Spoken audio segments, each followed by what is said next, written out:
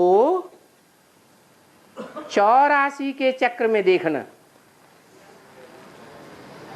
अगर ये प्रैक्टिस पक्की पड़ गई कि हम अपनी आत्मा के 84 जन्मों को देख सकें, तो आत्मा जैसे लाइट हाउस बन जाती है। जैसे समंदर में जहाज जहां आकर के किनारे लगते हैं, पोर्ट जिसे कहा जाता है, तो वहां लाइट हाउस होता है। दूर दूर तक समंदर में वो लाइट हाउस रोशनी फेंकता है, जो आने वाले जहाजों को ठिकाना मिल जाता है कि हम किधर जाएं, कहाँ हमको किनारा मिलेगा, कहाँ पोर्ट मिलेगा। तो जो मनन चिंतन मंथन करने में एक्सपर्ट आत्मा हो जाती है, 84 जन्मों के मनन चिंतन मंथन करने में सिद्धहस्त हो जाती है, वो आत्मा का मिसाल किससे दिया है? लाइट हाउस से दिया। तुम लाइट हाउस हो, माना जो आत्मा रूपी जहाज हैं उनको ठिकाना मिल जाता है तुम्हारे द्वारा। और रुद्रमाता में जो 108 मनके हैं, वो 9 धर्मों के 12-12 ग्रुप की विशेष आत्माएं हैं। तो इस हिसाब से 108 आत्माएं हैं, और इसी कैलकुलेशन से अगर देखें तो 9 धर्मों में अगर 50 का मल्टीप्लाई करें, 9 धर्मों की में 50 का मल्टीप्लाई करें 50,000 का, तो आता है 4.5 लाख। तो क्या हर धर्म की 50,000 के ग्रुप है रुद्रमाला में? ठीक है, जो राजाएं हैं और राजाओं की प्रजा थोड़ी होती है या ज्यादा होती है? हैं? ज्यादा प्रजा होनी चाहिए या थोड़ी प्रजा से भी राजा हो जाएंगे? एक एक राजा की लाखों की तादाद में प्रजा होती है, तो कम से कम कितनी होनी चाहिए जो राजा कहा जाए? कितना है? 50,000। और विद्या और अविद्या क्या अंतर है? विद्या और अविद्या में मुख्य अंतर? विद माने जानना, विद्या माने जानकारी, अविद्या जैसे जानकारी कुछ भी नहीं है, तो शास्त्र क्या हो गए? अविद्या हो गए। भगवान बाप आकर के जो बताते हैं वो ही विद्या है। वि माने विशेष, विद माने जानना। भगवान ही आकर के सच्चाई की विशेष जानकारी देता है,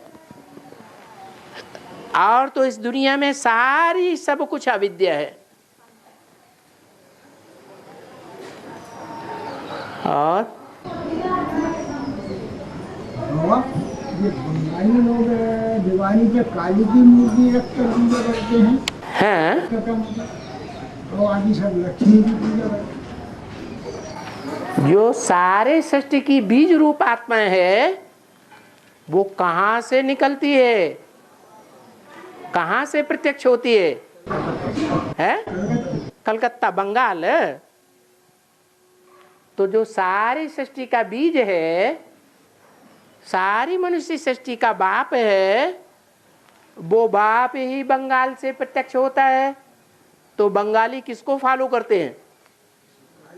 हैं? बाप को फॉलो करते हैं ना। और बाप जितना तमो प्रधान बनेगा उतना और कोई तमो प्रधान बनेगा क्या है? तो बाप को फॉलो करने वाले भी बहुत तमो प्रधान बनते हैं। इसलिए दुनिया की हिस्ट्री में कलकत्ता में सबसे बड़ा वैश्यालय माना जाता है। क्या?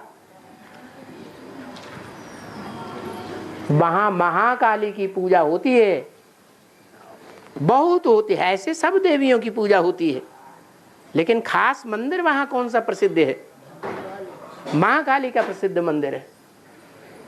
तो जो भी है वो सब महाकाली के उपासक बन जाते हैं कलयुग के अंत में। और क्योंकि कन्याओं माताओं के द्वारा ही उद्धार होना है, पुरुषों के द्वारा तो उद्धार होने वाला नहीं है। अब वो महाकाली हो चाहे महागौरी हो, स्वर्ग का गेट खोलने के निमित्त कौन बनेंगी? हैं? कन्याएं माताएं बनेंगी। उन कन्याओं माताओं में कोई गोरा पार्ट बजाने वाली, कोई काला पार्ट बजाने वाली। काला पार्ट भी बजाने वाली हैं, तो भी बाहर से तो काली हैं, लेकिन काली के चित्र को, पुराने पुराने चित्रों को, मूर्तियों को ध्यान से देखो तो काली के मस्तक पर शंकर का चित्र रखा हुआ है। इससे क्या साबित होता है? बाहर से देखने में काली है, लेकिन अंदर से बुद्धि की एकाग्रता कहाँ है? हैं? एक शिव बाबा, दूसरा न कोई। इसलिए उनकी पूजा भी होती है। पूजा प्योरिटी की होती है या इम्प्योरिटी की होती है? प्योरिटी की पूजा होती है। तो ऐसे नहीं है कि जो चंडिका देवी है, महाकाली है, तो वो अपवित्र ही अपवित्र होती है।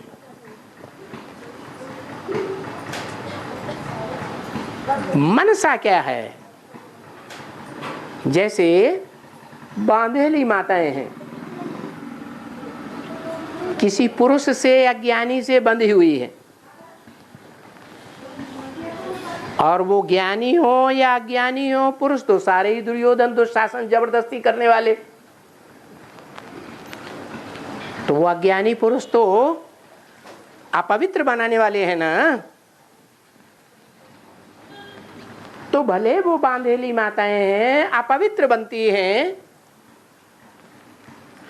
और रोज ही उनको अपवित्र बनाया जाता है।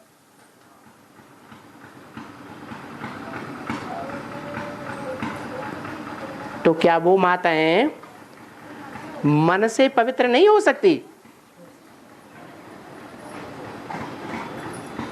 है? तन से तो अपवित्र हो जाती हैं, लेकिन अगर पुरुषार्थ करें दिल से तो मन से पवित्र रह सकती हैं या नहीं रह सकती हैं? रह सकती हैं। जो बाबा ने बोला, बल तुमको हाथ पांव बांध करके विकार में गिराए, तो उनका तो पाप बनेगा बलात्कार का। लेकिन अगर तुम बाप की याद में उड़ गई ऊपर, तो तुम्हारा कोई पाप नहीं बनेगा। तो आत्मा जो पुरुषार्थ करने वाली है बांधेली माताओं की, वो पवित्र आत्मा कहेंगे, पवित्र पुरुषार्थी है या अपवित्रता का पुरुषार्थी है?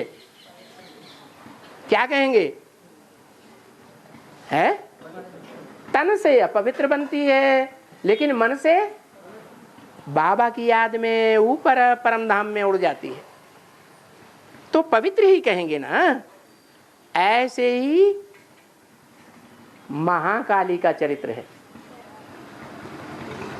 कमल फूल समान जीवन दिखाते हैं। इसलिए विष्णु के चित्र में बाईं ओर जो कमल का फूल दिखाया है वो किसकी यादगार है? बाईं ओर कमल का फूल दिखाया है, नीचे की तरफ, और ऊपर शंख दिखाया है। तो शंख किसकी यादगार है? छोटी माँ महागौरी की यादगार है, और जो कमल का फूल दिखाया है वो कीचड़ की दुनिया में कर्मेंद्रियां पड़ी हुई हैं।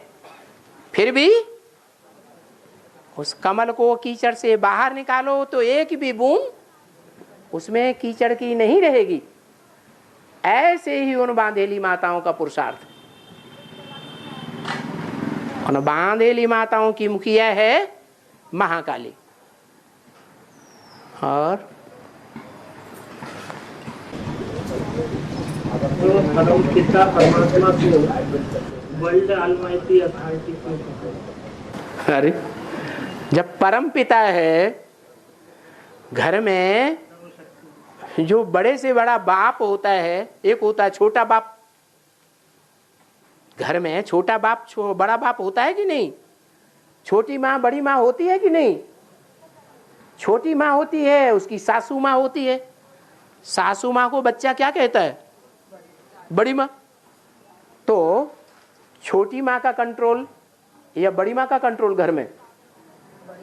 बड़ी माँ का कंट्रोल। ऐसे ही परम पिता है। जो भी मनुष्य आत्माएं हैं सबका पिता है प्रजापिता। और उस प्रजापिता का भी पिता कौन? कोई है या नहीं है? हैं? शिव बाप। तो वो हो गया परम पिता। उससे ऊंचा दुनिया में कोई पिता नहीं होता। तो सबका कंट्रोलर कौन हुआ? है?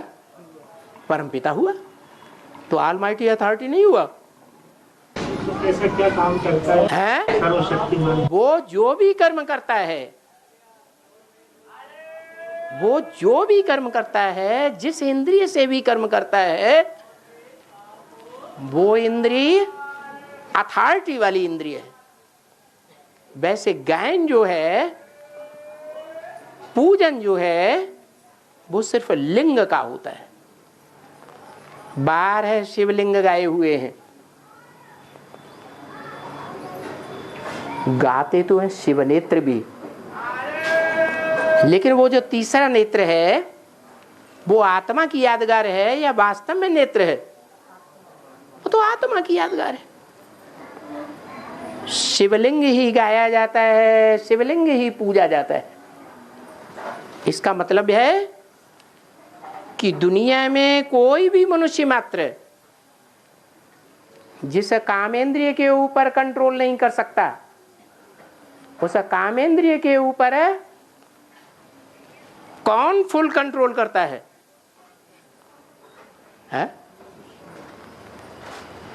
अरे कोई है कि नहीं है? ऐसे ही एवर प्योर कहा जाता है। कुछ कर्म करके दिखाता है तो एवर प्योर है, या ऐसे ही फालतू कह दिया एवर प्योर? अरे कुछ करके दिखाता है ना।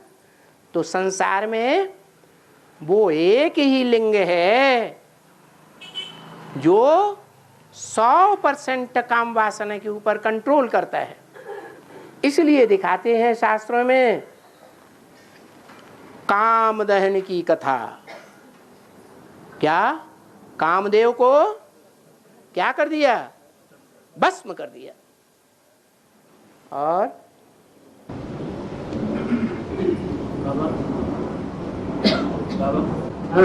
शिव बाबा जो साकार है, परम पिता भी साकार है कि निराकार है? परम पिता साकार में याद करना है क्या निराकार में?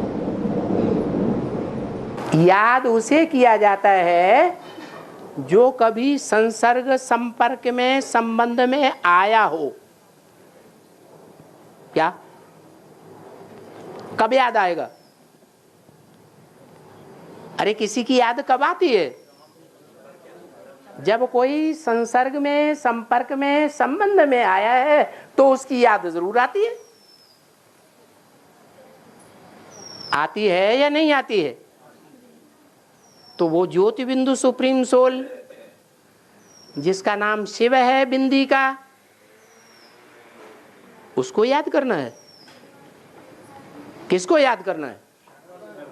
वो ज्योति बिंदु जिसमें प्रवेश करता है, वो शरीरधारी के साथ, साकार के साथ उस निराकार को याद करना है।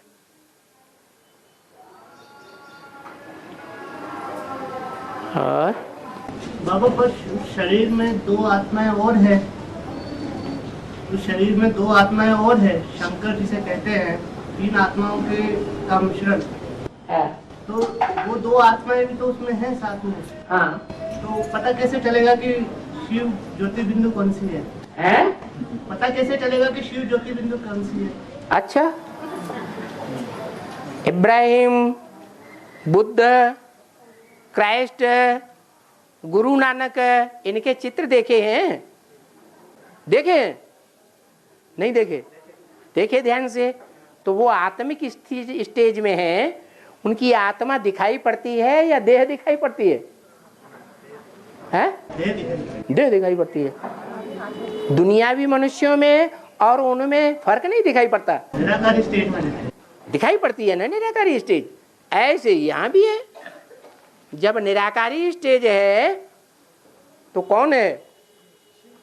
शिव है। जब साकारी स्टेज है तो शिव नहीं है। जब आकारी स्टेज है तो मनन चिंतन मंथन वाली स्टेज में मना शंकर है।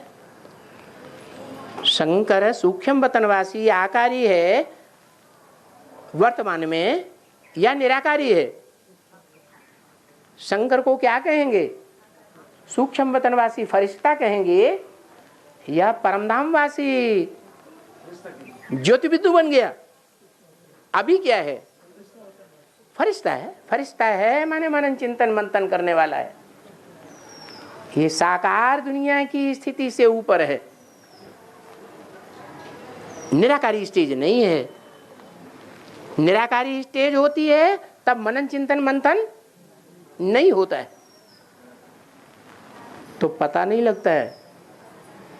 स्टेज से ही पता लगता है कि ये साकारी है, ये निराकारी है, ये आकारी है। साकारी होगा तो साकार कर्म करेगा कि निराकारी स्टेज वाला कर्म करेगा? है? अरे ब्रह्मा है, ब्रह्मा हनुमान है या नहीं है? है? हनुमान है ना। गणेश भी है या नहीं है? गणेश भी है, हनुमान भी है। तो साकारी है या निराकारी आकारी है? है?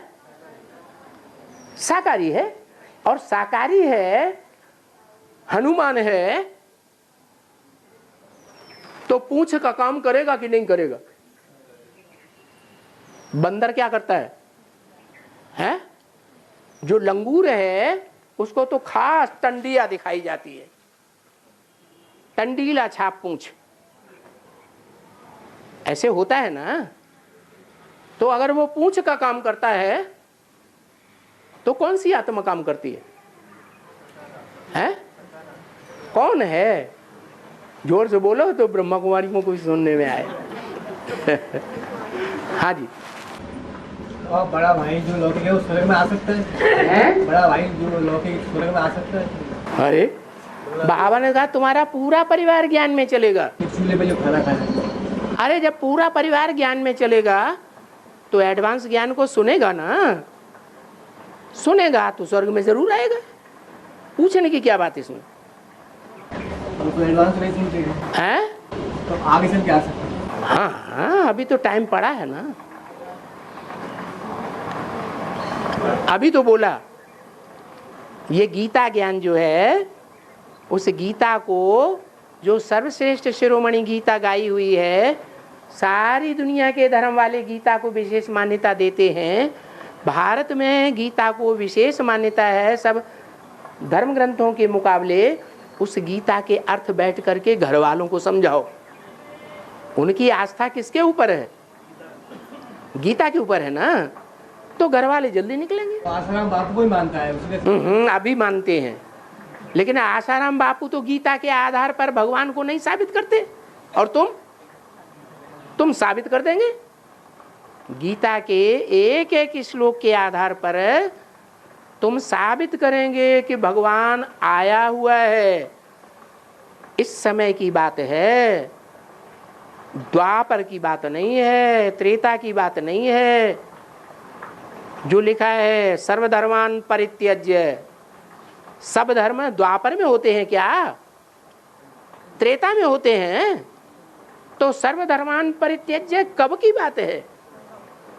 अभी संगम युग की बात है, उनको समझाओ। और प्रकृति से उत्पन्न तीन गुण कौन हैं? प्रकृति से उत्पन्न तीन गुण कौन से हैं? सत्य रजतम। हाँ बोलो। तो उनके आधार पर कर्म करने के पड़ते हैं, तो कैसे करते हैं? बोला है कि उनके आधार पर कर्म करने ही पड़ते हैं, तो उनके आधार पर कैसे कर्म करने? किसको करने पड़ते हैं? देहधारी को करने पड़ते हैं या आत्माभिमानी को करने पड़ते हैं? देहधारी।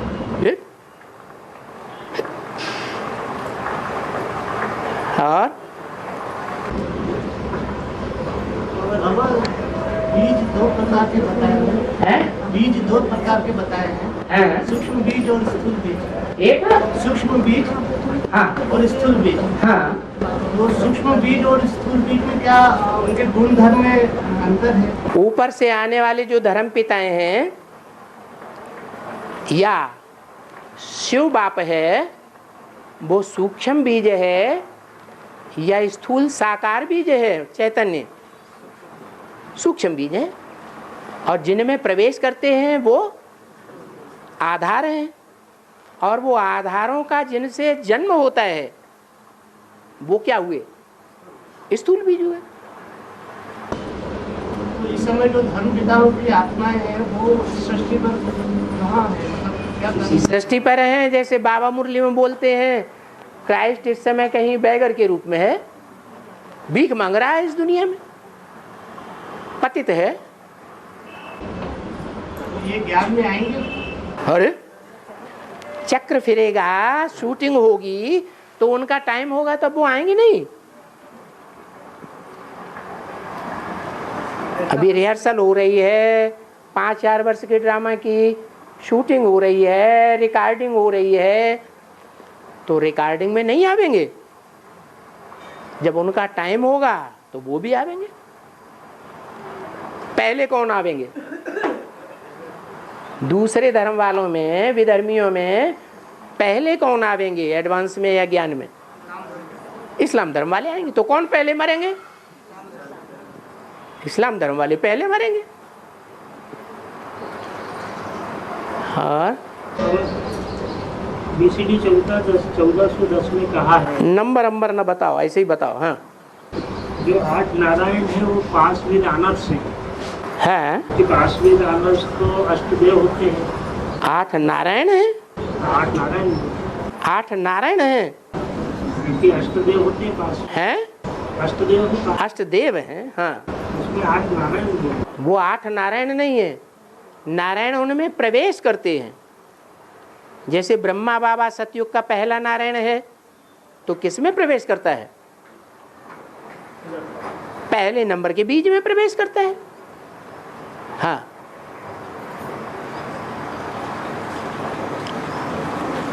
और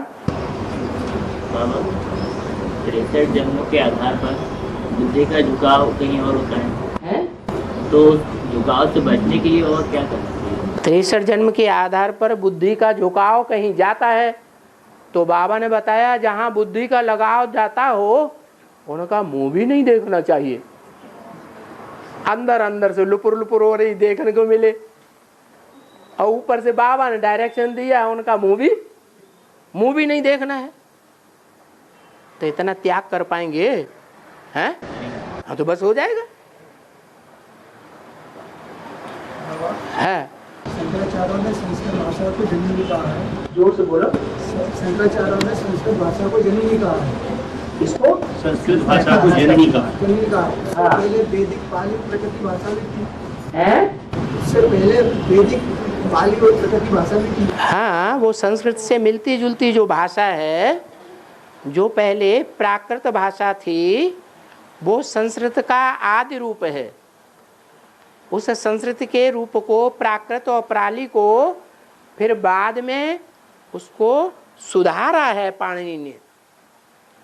तो उसको सुधारने के बाद उसका नाम संस्कृत पड़ गया। मूल रूप में वो पुरानी भाषा है, वैदिक भाषा जिसे कहा जाता है। और है द्वापर के आदि से शुरू हुआ। हाँ जी। और हाँ, ब्रह्मा को तो एडम नहीं कहेंगे। है ब्रह्मा को तो एडम नहीं कहेंगे। दादा लेखराज ब्रह्मा को एडम नहीं कहेंगे। प्रजापिता ब्रह्मा को भी एडम नहीं कहेंगे। प्रजापिता ब्रह्मा आदम, आदम माने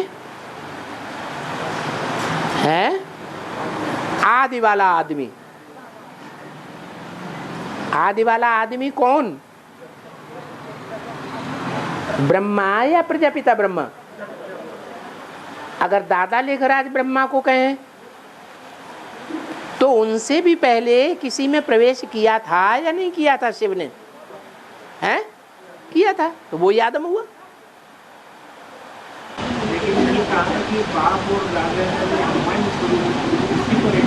है बाप और दादा का जो कंबाइन स्वरूप है।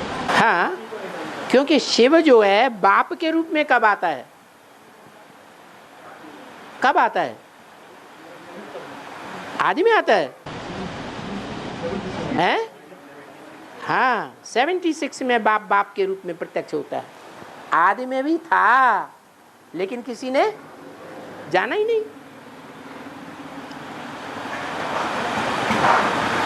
गीता में 18 अध्याय क्यों है? कम या ज्यादा क्यों? दो ही कान क्यों हैं, कम ज्यादा क्यों नहीं? दो ही आंखें क्यों हैं, कम ज्यादा क्यों नहीं? अगर 3 आंखें 4 आंखें होती तो भी आप प्रश्न करते। इतनी ही आंखें क्यों हैं, क्यों ज्यादा नहीं? ये नाक आगे है, ये क्यों आगे है?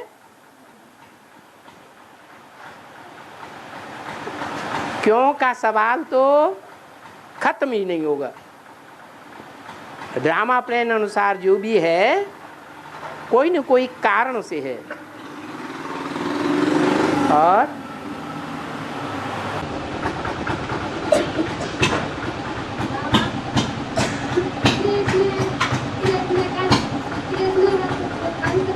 आप उठाने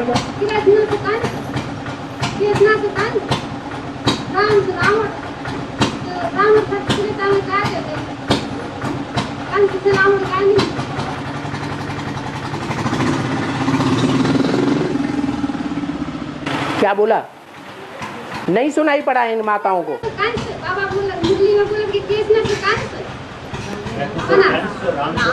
है रावण बनता है। हाँ जी,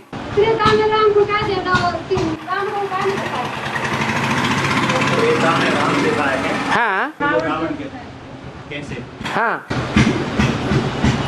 त्रेता में राम दिखाया, द्वापर में कृष्ण दिखाया। हाँ, तो सतयुग में कंस, कृष्ण से कंस तो सतयुग में दिखाए। राम का त्रेता में कंस सतयुग में नहीं दिखाया, शास्त्रों में द्वापर में दिखाया है। कृष्ण के साथ कंस दिखाया है और त्रेता में राम दिखाया है। हाँ, तो पूछना क्या है?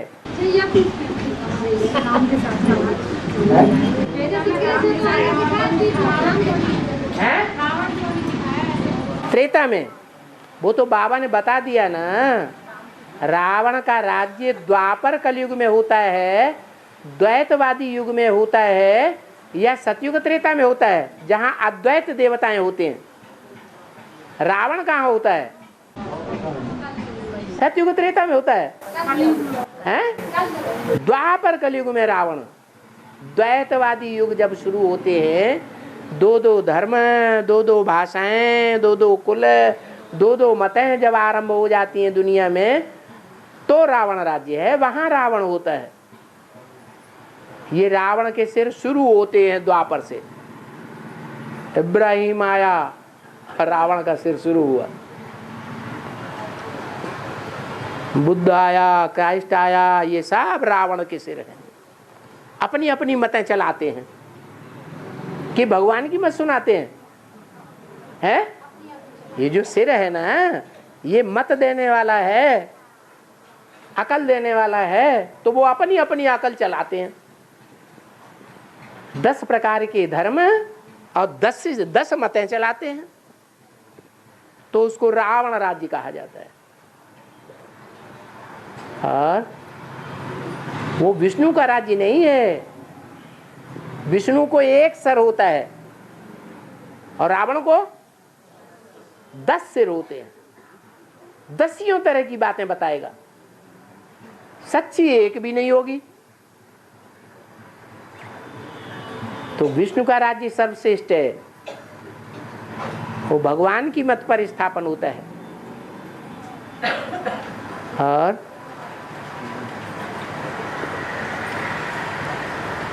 बाबा, माताओं के लिए कहा गया है कि वह बुद्धि से इतनी पवित्र नहीं होती है। माताओं के लिए कहा गया है कि वो बुद्धि से इतनी पवित्र नहीं होती। बुद्धि से पवित्र नहीं होती, जितनी कन्याएं हैं, जितनी कन्याएं, हाँ ठीक है, ज्ञान को ज्यादा धारण नहीं कर पाती। हाँ, बच्चे पैदा किए हैं, सारी ताकत तो तन मन धन की बाहीं चली गई बच्चों में, तो उनके पास, बुढ़ियों के पास क्या रह जाता है? इस हिसाब से तो पिता भी पवित्र नहीं रहते। पिता जो है, ज्ञान नहीं उठा सकते। पिता जो है हड्डी मांस मज्जा सब कुछ बच्चे में थोड़े ही दे देता है।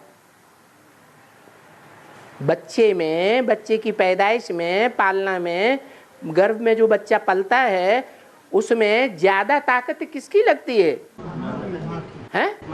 माँ की लगती है। तो सारी शक्ति क्षीण तो माताओं की होती है।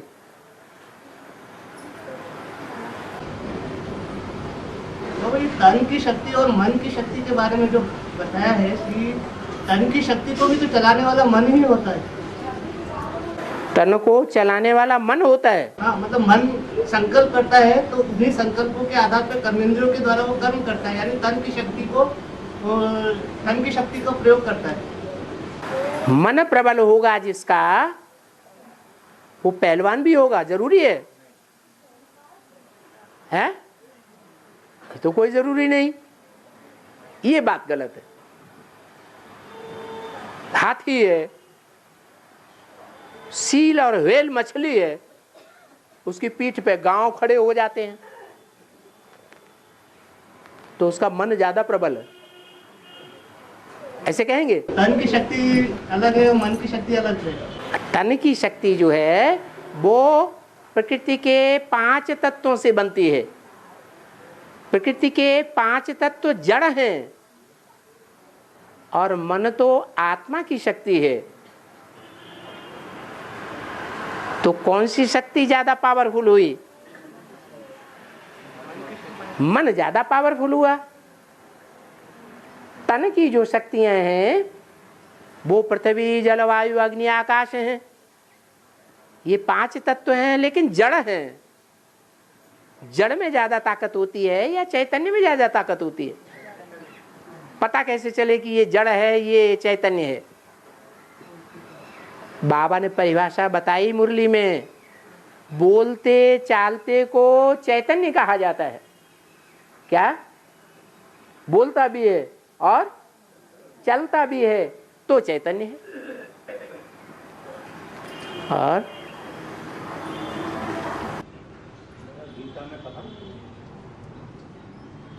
हाँ, कि जिन ब्राह्मणों का सुख दुखादि द्वंद्वों से जो वो है मुक्त हो जाते हैं, वे ही दृढ़ निश्चय वाले मुझे याद कर पाते हैं। हाँ, ठीक है। मतलब जब तक हम ब्राह्मणों के संपूर्ण रीति से पाप नष्ट नहीं होंगे, तब तक याद करने में परिपक्व नहीं हो पाएंगे। ठीक है, लगातार याद नहीं आएगी। लगातार नहीं आएगी। हाँ? हाँ। लगातार याद करने के लिए लगातार याद करने के लिए संपूर्ण पुरुषार्थ होना चाहिए ना, पुरुषार्थ की पूर्णता होना चाहिए ना। जब 63 जन्मों के पाप भस्म हो जाएंगे तभी तो लगातार याद होगी, नहीं तो वो 63 जन्म के पाप हमारे सामने आते रहते हैं, बिघन डालते रहते हैं।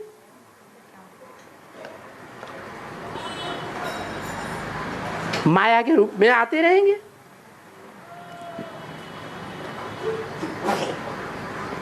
कभी स्त्री के रूप में आएंगे, कभी पुरुष के रूप में आएंगे, कभी पदार्थों के रूप में आएंगे और हमारी याद को विचलित कर देंगे।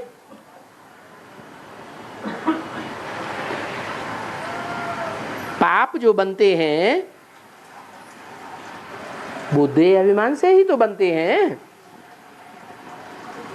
तो 63 जन्मों में हमने देह अभिमान के आधार पर जो भी काम क्रोध लोभ मोह अहंकार के पाप किए हैं, उन पापों के आधार पर हमारी स्थिति बनती है, बिगड़ती है। पुण्य तो बहुत कम किए हैं। पुण्य करना तो जैसे हम जानते ही नहीं। पुण्य करना कौन सिखाता है?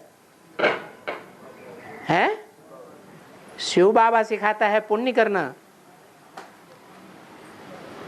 और बाकी रावण सिखाता है पाप करना। तो देह अभिमानी तो सभी हैं द्वापर युग से। हाँ, ये कहा है कि जब तक शास्त्र पढ़ते रहते हैं या शास्त्र लिखते हैं तो उस समय पाप नहीं बनते हैं। क्या इसका मतलब ये हुआ कि जिन आत्माओं ने मनन चिंतन मंथन करके शास्त्र लिखे हैं उनके पाप कम बनेंगे या ज्यादा बनेंगे? उस समय कम बने। द्वापर युग के आदि में शास्त्र बनाए गए, जो शास्त्र बनाए गए वो सतो प्रधान थे। शास्त्र भी पहले सतो प्रधान होते हैं, बाद में तमो प्रधान। दुनिया की हर चीज ऐसे ही होती है, पहले सतो प्रधान बाद में तमो प्रधान। और संपूर्ण पुरुषार्थ की रीति क्या है? जो फालतू संकल्प आते वो नहीं आते। जितना गुड़ डालेंगे उतना मीठा होगा। जहां हमारा तन होगा वहां हमारा मन होगा। तन की सारी शक्ति, क्या तन की जो शक्ति है वो सारी हमने औरत के प्यार में झोंक दी सारी जिंदगी। औरत बड़ी सुंदर थी, तो बुद्धि कहां जाएगी अंत समय? है उसी में बुद्धि जाएगी ना, कि शिव बाबा की याद में जाएगी? नहीं जाएगी। तन की शक्ति ऐसे ही धन की शक्ति, सारा धन विदेश में जाकर के कारखाना खोल लिया और इंडिया में आना जाना कर रहे हैं। बुद्धि कहाँ रहेगी? है जहां हमारा धन होगा वहां हमारा मन होगा।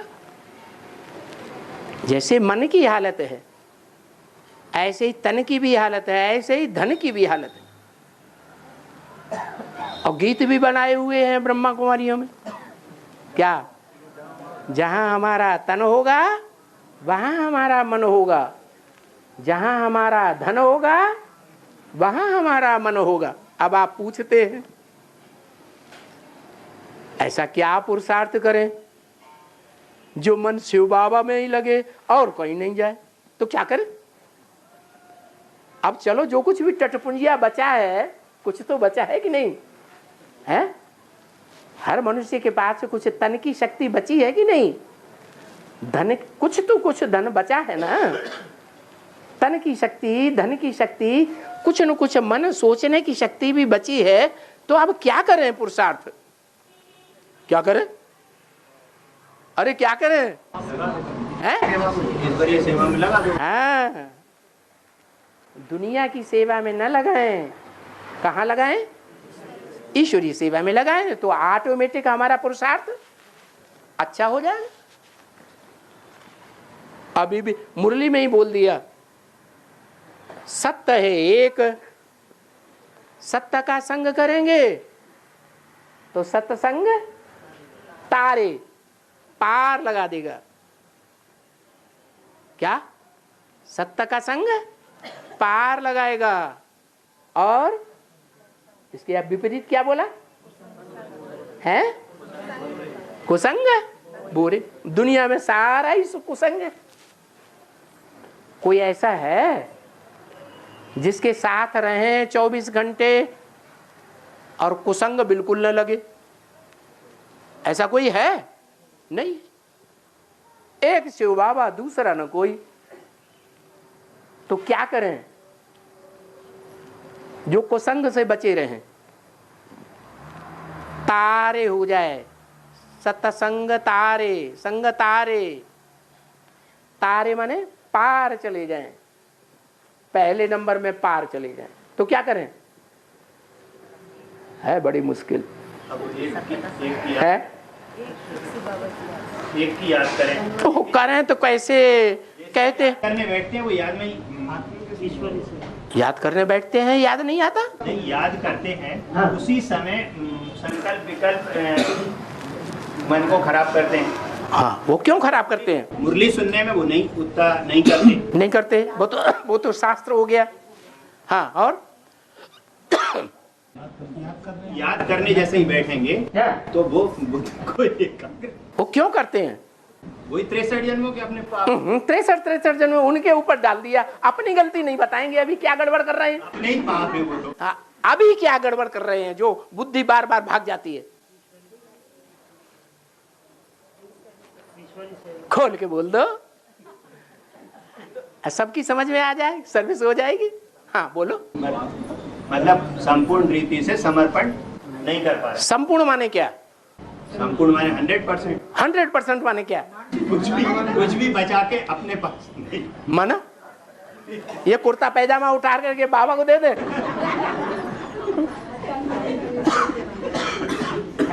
ईश्वरीय सेवा में हाँ, जो अपना तन मन धन है, क्या है तन मन धन? जो भी अपने पास कुछ पूंजिया बचा है वो संपूर्ण रीति, क्योंकि ये बोला कि मनसा वाचा कर्मणा, जब तक हम संपूर्ण रीति पवित्र नहीं बनेंगे। फिर पवित्र की बात है। अरे यहाँ देने की बात हो रही है या पवित्र पहले बन जाएगा? 5 बेकार में दे देंगे। बेकार 5 बाद में जाएंगे कि पहले अर्पण करेंगे तब जाएंगे? फिर कितनी नानुकुर करते हैं। अरे तन में अपने बाल बच्चे भी आ जाते हैं। तन में इस तन से पैदा हुए 10 बच्चे हैं और 10 विदेश में चले गए, तो तन की ताकत कहाँ गई? विदेश में गई। बुद्धि कहाँ जाएगी? उन बच्चों में जाएगी या नहीं जाएगी? वो भी हमारा तन है। ऐसे नहीं कि ये तन ही तन है। और पांडव में हाँ, युधिष्ठिर झूठ नहीं बोलते थे। हाँ, लेकिन जब अश्वत्थामा के मृत्यु का आया नहीं था, लेकिन बोला द्रोणाचार्य ने। झूठ कहाँ बोला? नरोवा कुंजरोवा, झूठ कहाँ बोला? नहीं, वो हाथी अश्वत्थामा मारा गया। हाथी हाँ, अश्वत्थामा मारा गया ये बोला। अश्वत्थामा मारा गया, वो नर था या कुंजर था ये पता नहीं। उन्होंने तो सच्चा बोला ना, झूठा कहाँ बोला? लेकिन द्रोणाचार्य तो ओहो, द्रोणाचार्य तो उनकी बात छोड़ो, बात है युधिष्ठिर की। युधिष्ठिर ने झूठ बोला क्या? उन्होंने तो साफ साफ कहा अश्वत्थामा मारा गया, नरोवा कुंजरोवा। वो मनुष्य था या जानवर था ये पता नहीं। लेकिन बाबा ये उनको बोलने के लिए प्रेरित किया गया, परिस्थिति के वशीभूत। झूठ बोला तो नहीं। उन्होंने ये स्वीकार नहीं किया था। उन्होंने ये कहा था फिर भी ये भले हम ये कह रहे हैं कि नरोवा कुंजरो, क्योंकि नरोवा कुंजरो जब बोला गया उस समय उनने जोर से आवाज कर दी तो द्रोणाचार्य को ये बात सुना ही नहीं। सुनी हो या नहीं सुनी हो, बात है यहाँ वो सच्चा बोला है या झूठ बोला। वो तो सच्चा बोला। और ऋषि मुनि योगी का ऋषि कहते हैं पवित्र को, ऋषिकेश। क्या? ऋषिक, जिसकी इंद्रियां पवित्र हैं, माने पवित्र देवताओं का स्वामी।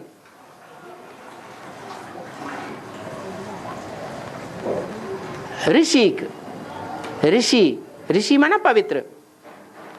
मुनि, मनन चिंतन मंथन करने वाला क्या हुआ? मुनि। और योगी, जो लगन लगाए, एक के साथ लगन लगाए तो पक्का योगी। दूसरों की याद आती रहती है तो कच्चा है।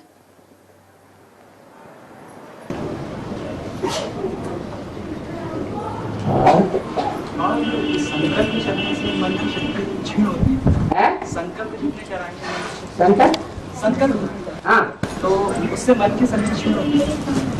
और अच्छे संकल्प चलते हैं, बुरे संकल्प चलते हैं, तो क्या उससे भी मन की शक्ति क्षीण होती है? जैसे धन के लिए है, धन ज्यादा खर्च करेंगे तो धन की शक्ति क्षीण होगी या नहीं होगी? होगी। ऐसे ही मन के संकल्प ज्यादा चलाएंगे तो शक्ति क्षीण होगी। संकल्प कम से कम चलाए जाएं। क्या? जो बाबा ने बताया कम खर्च वाला नशी। क्या?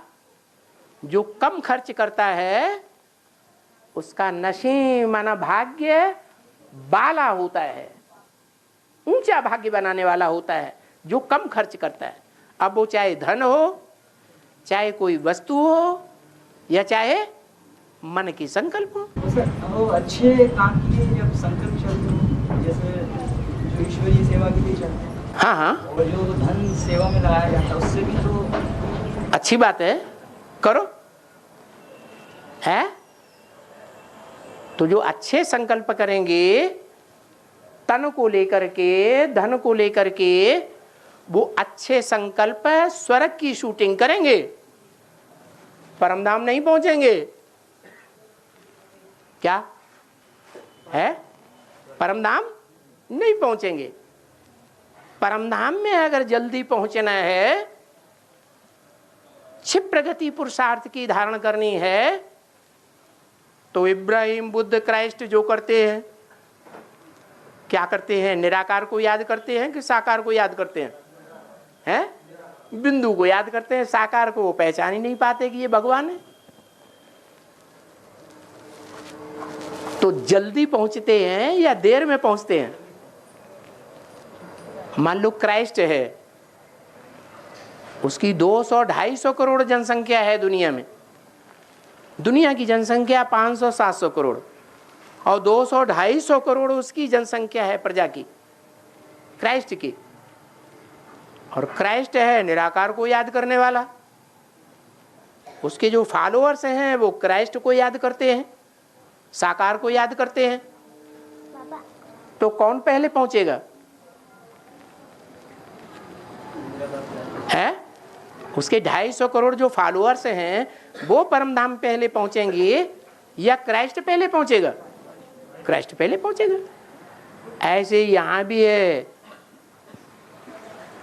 जो क्षिप्र गति वाले हैं वो निराकारी हैं, और साकार में निराकार को याद करते हैं उनके लिए सहज बहुत है, लेकिन तीव्र वेगी नहीं है, तीव्र गति से ऊपर नहीं जाएंगे,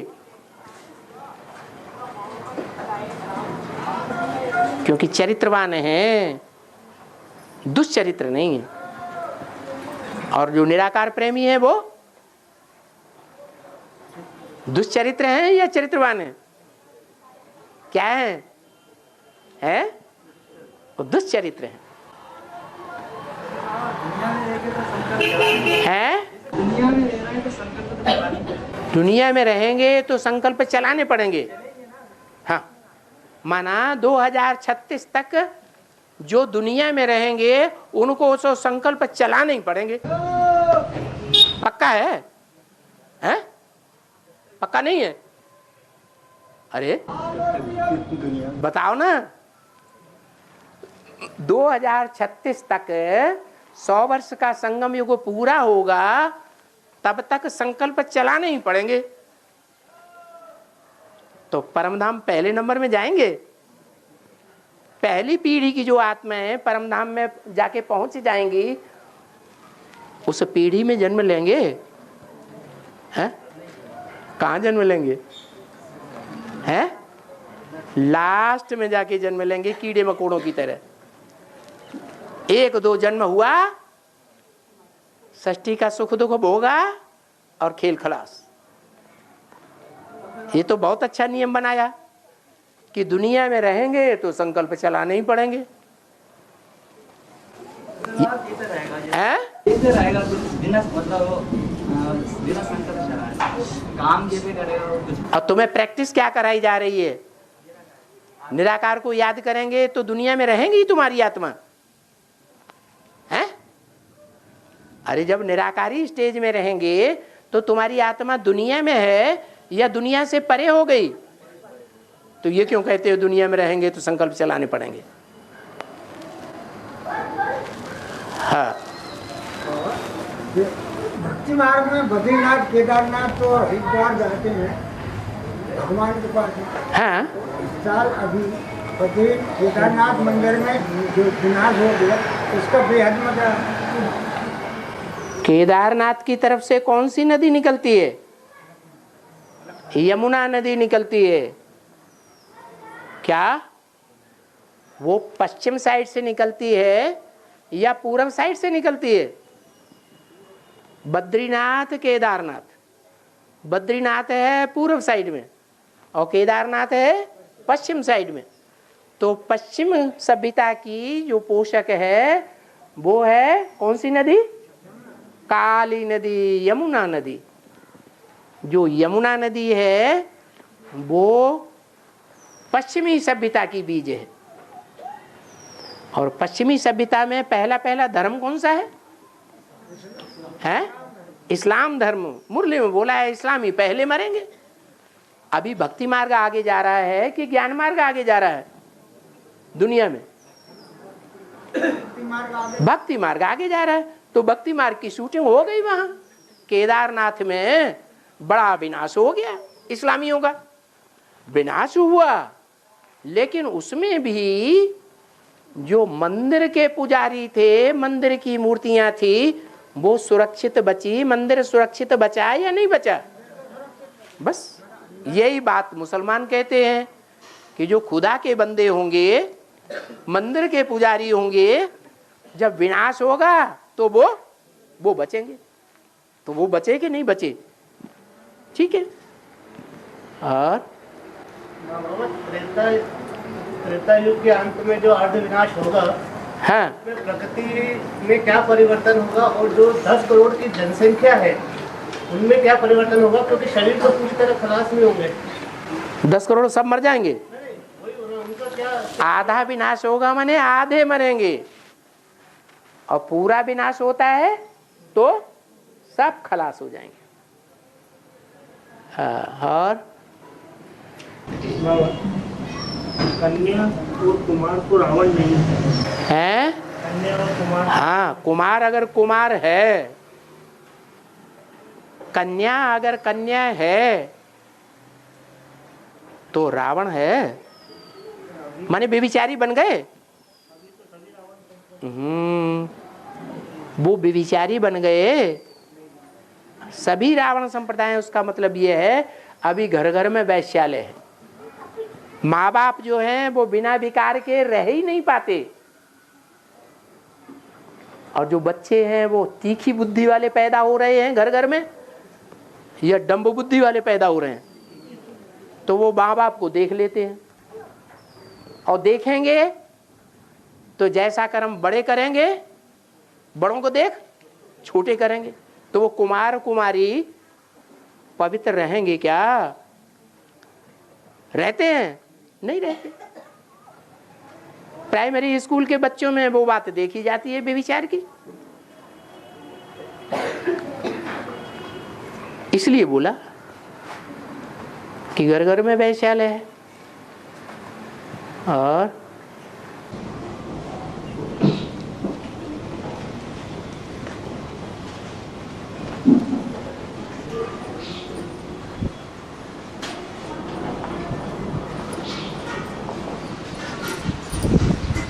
बाबा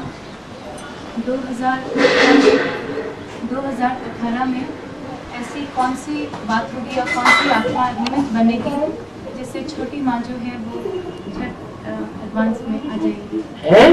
छोटी माँ जो है एडवांस में आ जाएगी, ऐसी कौन सी आत्मा? तन की शक्ति, धन की शक्ति, मन की शक्ति,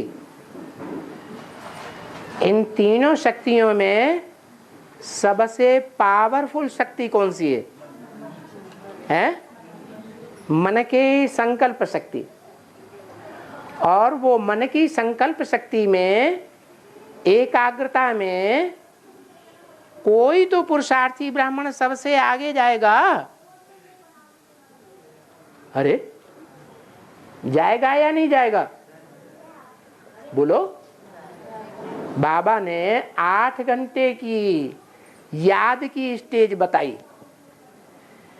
8 घंटे की अगर निरंतर याद हो जाती है तो आत्मा क्या बन जाएगी? संपूर्ण बन जाएगी। तो ऐसी मन की एकाग्रता में कोई आत्मा एकाग्र होने में आगे सबसे जाएगी या नहीं जाएगी? हैं? जाएगी। आगे जाएगी तो मन के संकल्पों के आधार पर विजयमाला को आकर्षित करेगी या नहीं करेगी? आवाहन करेगी या नहीं करेगी? अरे करेगी ना। करेगी तो उनको आना ही पड़ेगा। उनका तो पार्ट बकरी का बताया। बकरी का कान भेड़िए ने पकड़ लिया तो भेड़िए के साथ, बेसिक वालों ने पकड़ लिया तो उन्हीं के साथ। वो बेसिक वाले जो सरपरस्त हैं बड़े बड़े, वो सुनने ही नहीं देते दूसरी बात। जैसे उनका कान पकड़ा हुआ है। बाबा, हाँ, सत्युग और त्रेता में दिन रात नहीं होती, या सूर्य नहीं उगता, सूर्य नहीं उगता है। हाँ उगता है। और चंद्रमा कहाँ रहता है? ये चंद्रमा ग्रह है कि उपग्रह है? रुको, उपग्रह है। उपग्रह का मतलब क्या होता है कि पृथ्वी का हिस्सा है। चंद्रमा क्या है? पृथ्वी का एक टुकड़ा है। माना द्वापर युग में जब अर्ध विनाश हुआ था तो प्रशांत महासागर का एक टुकड़ा अलग हो गया, वही चंद्रमा उपग्रह बन गया। अब जब संपूर्ण विनाश होगा तब क्या होगा? वही चंद्रमा का टुकड़ा जो सबसे बड़ा सागर है दुनिया का, प्रशांत महासागर में आकर के धम्म से गिरेगा। तो समुद्र का जल स्तर बढ़ेगा या नहीं बढ़ेगा? जल स्तर बढ़ेगा तो एक भारत में ही जमीन रहेगी और बाकी जितने भी द्वीप हैं, महाद्वीप, वो सब डूब जाएंगे। तो वो चंद्रमा जब पृथ्वी में एक हो जाएगा तो फिर चंद्रमा रहेगा या नहीं रहेगा? है? नहीं रहेगा। बाबा, पृथ्वी का गुरुत्वाकर्षण कम बल कम कैसे होगा? पृथ्वी का गुरुत्वाकर्षण बल, गुरुत्वाकर्षण, हाँ, पृथ्वी का गुरुत्वाकर्षण बल जो कम होगा। कम होगा? कम क्यों होगा? तब तो वो गिरेगा सब। अरे गुरुत्वाकर्षण पृथ्वी का बढ़ेगा तब चंद्रमा आकर्षित होगा कि कम होगा तब आकर्षित होगा? बोलो। पृथ्वी का गुरुत्वाकर्षण बढ़ जाएगा, तब चंद्रमा आकर्षित होकर के पृथ्वी में मिल जाएगा। उत्तरायण दक्षिणायन जो है ना साहब, हाँ एक गुरुत्वाकर्षण बल है। उत्तरायण और दक्षिणायन जो है, हाँ पर्वत जो है, एक गुरुत्वाकर्षण बल की तरंगे में क्या कहेंगे? जो उत्तरायण और दक्षिणायन सूर्य है, ये गुरुत्वाकर्षण का बल है पृथ्वी का। South pole, north pole. पृथ्वी गोल है, उत्तरी ध्रुव है, दक्षिणी ध्रुव है पृथ्वी का। सूर्य जब विषुवत रेखा से ऊपर की ओर चमकता है, क्या तब उत्तरायण कहा जाता है। दिन बड़े होते हैं विषुवत रेखा के ऊपरी प्रदेश में, और जब वही सूर्य जो है दक्षिण में ज्यादा चमकता है तो दक्षिणायन होता है। अब ये तो रही स्थूल बात, यहां ज्ञान की तो बेहद की बात है। अभी